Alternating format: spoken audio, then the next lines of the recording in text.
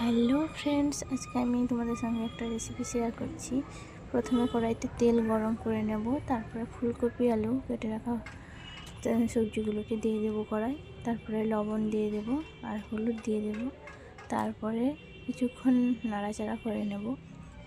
তাহলে কিছুক্ষণ বেশ করে ভেজে নিতে হবে, যেহেতু এটা ফুলকপি আলুর তরকারি একটা করব, নিরামিষই করব। এবারে নিরামিষ তরকারিটা দেখতে থাকুন।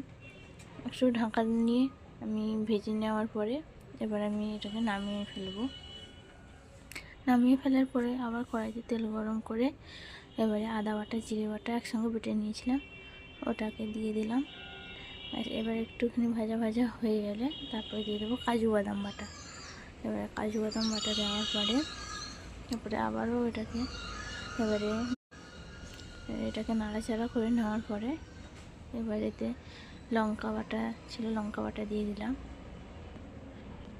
ওটা জলটা একটু বেশি থেকে গিয়েছে লঙ্কা বাটায়। তারপরে টমেটো কুচি দিয়ে দেবো, টমেটো কুচি দিয়ে হলুদ দিয়ে দেবো, তাড়াতাড়ি টমেটোটা গলে যায়।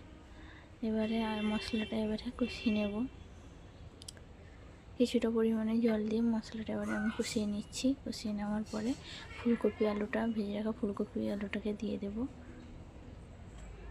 এবারে কিছুক্ষণ 2 থেকে 3 মিনিটের মতো এবারে নাড়াচাড়া করবো, যাতে ফুলকপি আলুর সঙ্গে মশলাটা বেশভাবে মিশে যায়, সেইভাবে। এবারে হয়ে গেছে। এবারে পরিমাণ মতো এবারে একটুখানি আমি গোলমরিচ দিয়ে দিলাম। এবারে সেটাকে নাড়াচাড়া, এবারে গোলমরিচ দেওয়ার পর কিছুটা নাড়াচাড়া করে নিলাম। তারপরে যতটা পরিমাণে জল দেওয়ার আমি দিয়ে দেব। যেহেতু আমি ফুলকপি আলুটাকে একটু কষা কষা রাখবো, আমি অল্প পরিমাণেই জলটা দিয়েছি। জলটা দেওয়ার পরে আমি বেশ কিছুক্ষণ ফুটিয়ে নেব, ভালোভাবে ফুটিয়ে নেব।